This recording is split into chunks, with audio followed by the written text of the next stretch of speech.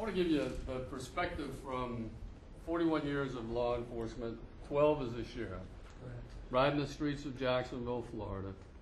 I can tell you one of the things that I learned during that 41 years, and a lot in this room can tell you as well, is security is always a multi-layered approach. So as we talk about the background checks, who can buy a gun, who cannot, all of those things are important, and all of those are are parts of the security that we can create for our country. But know this, and you said it,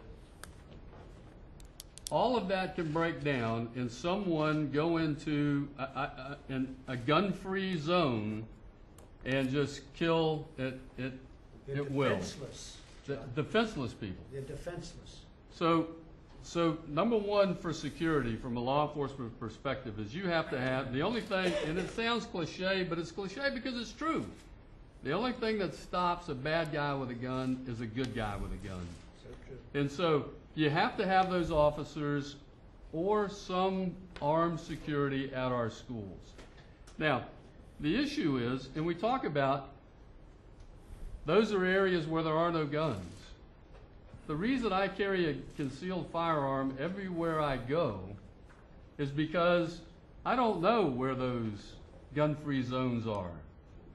That I may be walking through at the mall or at the donut shop or wherever I might be.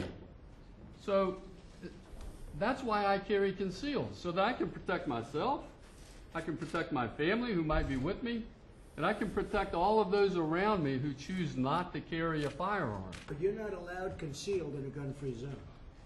No, well, So what do? you can't carry in those areas, and so you're the only safe. I mean, I'm at will like everybody else. So that's why they are the most dangerous places. Exactly, zones. It's true. and that's why we need to look at, I think, going back to the concealed carry issue of national reciprocity. I just don't think you're going to get it approved. You're not going to get concealed carry approved. Amy and Diane and a lot of other people, people may consider, they're never going to consider it, but people may consider it, but they're not going to consider it in this bill. All it's going to mean, if you we don't want to do away with gun-free zones. As far as I'm concerned, I would do it with the military. When I walk in. In fact, I'm looking to get rid of gun-free zones in the military. We have military bases with gun-free zones, and we had 5 incredible soldiers, 3 of whom were championship shooters, that were nowhere near their gun, and this whack job walked in and killed all of them. Right. And they were defenseless, and if they had their guns, he would have been gone in a second. And every time I walk into some place carrying concealed, I end a gun-free zone. Whether it's a restaurant, whether it's a grocery store, on military whatever it might be. To start, because you know what's happening.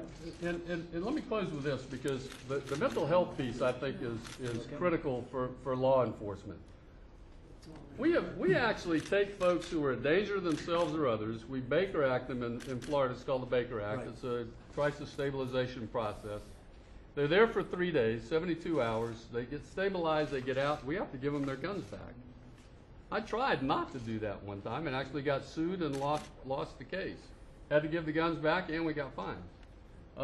So the state of Florida has this bill that was mentioned earlier that the Senate just passed. It has these risk protection orders built into them. Right. And there's some states that already have that, I believe.